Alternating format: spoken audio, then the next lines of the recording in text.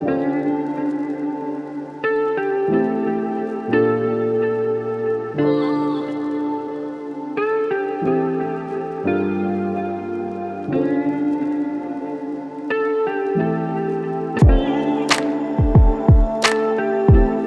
this is the iPhone 8 long-term review, and the goal of this video is to help you decide if you should or shouldn't buy the iPhone 8 in late 2020 or even in 2021. So there are a lot of things that I can talk about, but just to make this video a little simpler, I'm only going to talk about the things that I think you should know before you buy this phone in 2020 or 2021.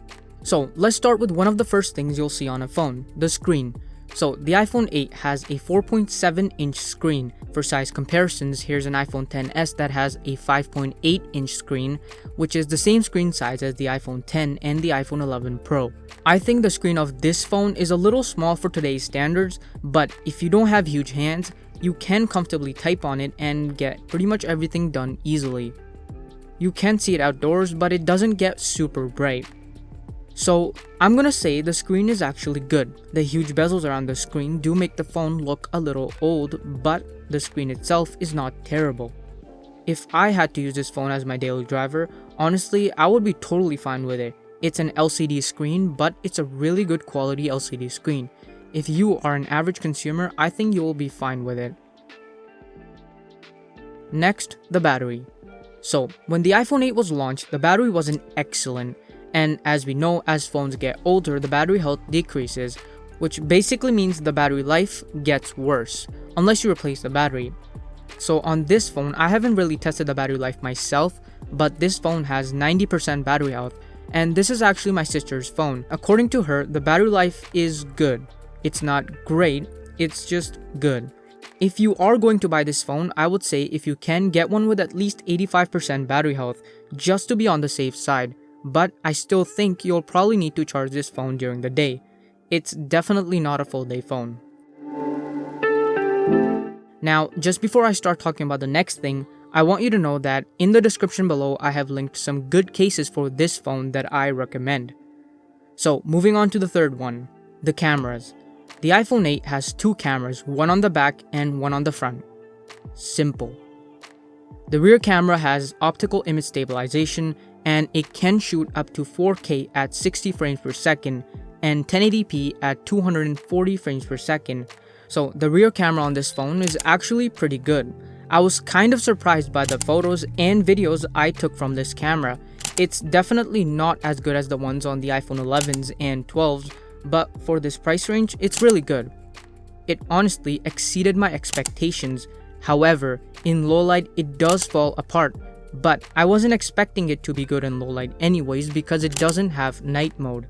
But overall, the rear camera gets a big thumbs up from me. And if you're enjoying the video so far, make sure you hit the thumbs up button right below the video. So the rear camera is good. What about the front facing camera?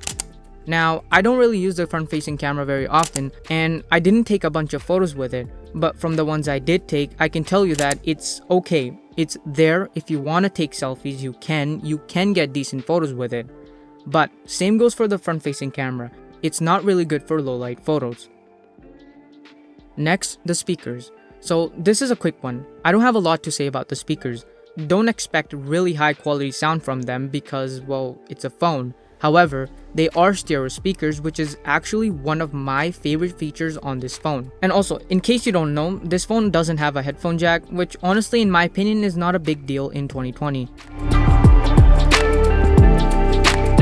Moving on to the processor. And is this phone good for gaming? So this phone is running Apple's A11 Bionic processor with 2 gigs of RAM. I've already made 2 speed test videos about this phone, so if you are interested in that, I'll link them in the description below. Now, if you are planning to play graphic-intensive games on this phone, I think it'll handle them pretty well. You might have a few hiccups here and there, but overall, your gaming experience will be pretty good, and definitely better than many Android phones in this price range. And yes, next we're gonna talk about the price. However, if you're not gonna play games on this phone, it'll be just fine for pretty much everything. For example, calling, texting, emails, browsing, YouTube, and much more. So finally, let's talk about the price. So at the time of recording this video, you can buy this phone for about 250 Canadian dollars.